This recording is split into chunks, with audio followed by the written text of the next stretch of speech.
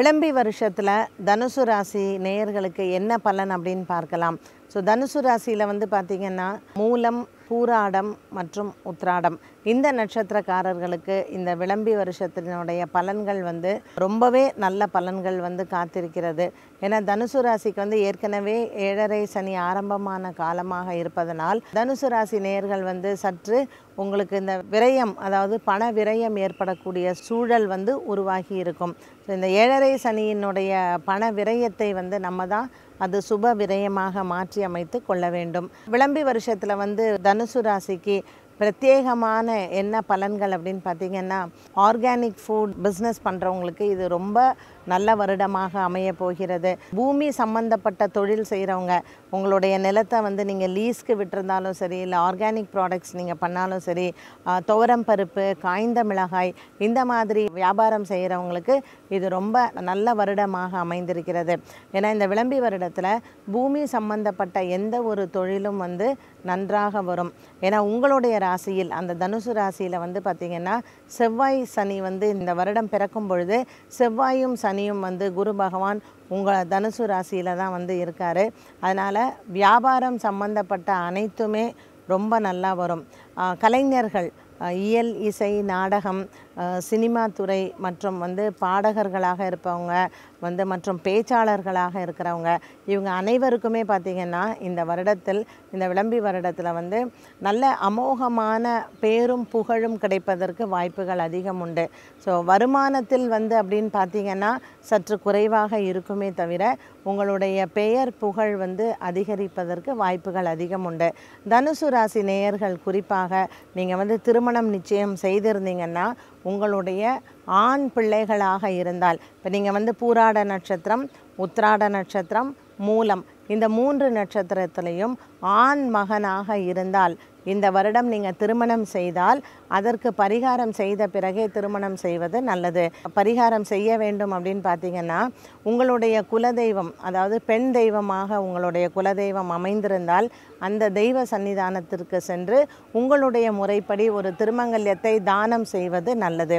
அப்படி இல்லை, எங்களுக்கு வந்து பெண் தெய்வம் வந்து குலதெய்வம் இல்லை, ஆண் தெய்வம் தான் குலதெய்வம் அப்படின்னு சொல்கிறவங்க வந்து சமயபுரம் மாரியம்மனுக்கோ அல்லது தஞ்சாவூரில் இருக்கக்கூடிய புன்னைநல்லூர் மாரியம்மன் கோவிலுக்கோ சென்று அந்த அம்மனுக்கு திருமங்கல்யம் செலுத்தி வந்தாலும் இது வந்து ஒரு நல்ல பரிகாரம்.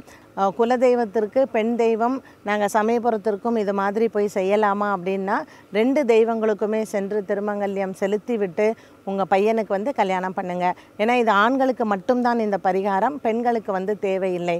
எதனால் ஆண்களுக்கு இந்த பரிகாரம் அப்படின்னு கேட்டிங்கன்னா, தனுசு ராசியில் இந்த வருடம் பிறக்கும் பொழுது செவ்வாய் சனி ஆகிய 2 கிரகங்களும் உங்களுடைய ராசியில் தான் இருக்குது. உங்களுடைய ராசியிலிருந்து 4ஆம் இடத்தில் சந்திரனும் புதனும் 4ஆம் இடத்தில் புதன் நீச்சனாக இருக்கிறது. 5ஆம் இடத்தில் பார்த்திங்கன்னா சூரியனும் சுக்கிரனும் இருக்குது. ஸோ இந்த வருட பிறப்பில் இந்த மாதிரியான கிரக அமைப்பில் இருப்பதனால் ஆண்கள், குறிப்பாக தனுசு ராசியில் பிறந்த ஆண்களுக்கு வந்து பரிகாரம் கண்டிப்பாக தேவைப்படுகிறது. திருமணம் இல்லை, மற்றபடி பொதுவாக இந்த விளம்பி வருடத்தில் வந்து என்ன பரிகாரம் செய்யலாம் அப்படின்னு பார்த்திங்கன்னா, செவ்வாய்க்கிழமை அன்று முருகனுக்கு வந்து அர்ச்சனை செய்வது நல்லது. தனுசு ராசி நேயர்கள் வருடத்தில் இந்த விளம்பி வருடம் பிறந்த பிறகு ஒரு முறை திருச்செந்தூருக்கு சென்று பச்சை நிறத்தில் பட்டு சார்த்தி முருகனை பிரார்த்தனை செய்துவிட்டு வந்தால் கடன் பிரச்சனைகள் மற்றும் திருமண தடை இருப்பதோ, குழந்தை பிறப்பு வந்து ரொம்ப டிலே ஆகுது அப்படின்னு சொன்னால் இந்த பரிகாரத்தை செய்கிறது நல்லது. ஏதாவது ஒரு செவ்வாய்க்கிழமை திருச்செந்தூருக்கு சென்று முருகப்பெருமானுக்கு பச்சை நிறத்தில் பட்டு சாத்தி நீங்கள் அர்ச்சனை பண்ணிட்டு வரும் பொழுது இந்த கிரக தோஷங்கள் வந்து விலகும் அப்படிங்கிறது இந்த விளம்பி வருஷத்தில் சொல்லப்பட்டிருக்கிறது. மற்றபடி தனுசு ராசி நேயர்கள் வந்து அயல் நாட்டுக்கு வந்து செல்பவர்கள், புதுசாக இப்போ தான் ஃபஸ்ட் டைம் நீங்கள் வந்து ஃபாரின் போகிறீங்க, ஒரு வேலைக்காக போகலாம், சும்மா ஊரை சுற்றி பார்க்குறதுக்கு, சைட் சீயிங்காக போகலாம், ஹாலிடேஸ்க்காக போகலாம் இல்லையா.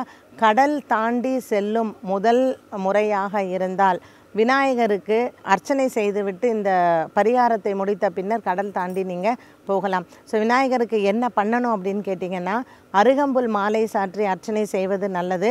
உங்களால் எவ்வளோ முடிஞ்சதோ கொழுக்கட்டை செய்து நெய்வேத்தியம் செய்து அந்த கொழுக்கட்டை வந்து தானம் பண்ணலாம். பொதுவாக ஒரு 11 கொழுக்கட்டை இல்லைன்னா 21 கொழுக்கட்டை அந்த மாதிரி நெய்வேத்தியம் பண்ணி அந்த நெய்வேத்தியத்தை தானம் செய்த பின்னர் நீங்கள் வந்து வெளிநாடு செல்லலாம். இது எப்போ செய்யணும்? நான் வந்து வெளிநாடு போகிறதுக்கு முன்னாடி எப்போ இதை செய்யணும் அப்படின்னு சொன்னால், எப்போ ஊருக்கு போகிறீங்களோ, நீங்கள் இந்த திங்கக்கிழமை கிளம்ப போகிறீங்க அப்படின்னு சொன்னால் 7 நாட்கள் முன்னதாக அந்த பரிகாரத்தை செய்தால் போதுமானது. ஸோ என்றைக்கு நீங்கள் ஊருக்கு போகிறீங்களோ அதிலிருந்து 7 நாட்கள் முன்னதாக, அது எந்த கிழமையாக இருந்தாலும் சரி, அந்த 7 நாட்கள் முன்னதாக விநாயகருக்கு சென்று அருகம்புல் சாற்றி அர்ச்சனை செய்து, உங்களால் முடிந்தால் கொழுக்கட்டை நெய்வேத்தியம் செய்து அதையும் தானம் செய்த பின்னர் நீங்கள் வெளிநாடு செல்வது நல்லது. இது எதற்காக சொல்கிறோம் அப்படின்னு சொன்னால், 4ஆம் இடத்தில் சந்திரனும் புதனும், புதன் நீச்சனாக இருப்பதனால் ஒரு சந்தோஷமாக ஒரு இடத்திற்கு செல்லும் பொழுது உங்களுடைய சந்தோஷம் குறையும் அளவிற்கு ஏதாவது சம்பவங்கள் நிகழலாம். அதனால் வெளிநாடு செல்பவர்கள், குறிப்பாக கடல் தாண்டி முதன்முறையாக செல்பவர்களுக்கு இந்த பரிகாரங்கள் விளம்பி வருடத்தில் வந்து சொல்லப்பட்டிருக்கிறது.